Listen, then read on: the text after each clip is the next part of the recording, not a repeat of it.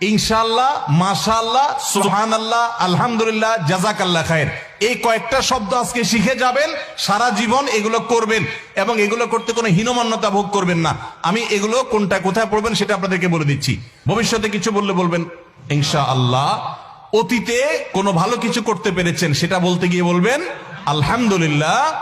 আর কোনো ভালো কিছু দেখে অভিভূত হয়েছেন তাহলে বলবেন মাশাআল্লাহ।